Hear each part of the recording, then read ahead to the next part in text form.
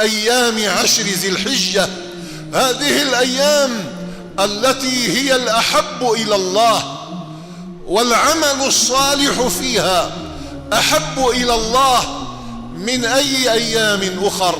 الأمة اليوم إن استفادت من هذه الفرصة صيام يوم يعدل صيام سنة، أنت بحاجة إلى هذا الثواب يوم القيامة، لأنك راحل عن الدنيا ومقدم على القيامة، وأنت بحاجة إلى ثواب القائمين، وقيام ليلة منها يعدل قيام ليلة القدر.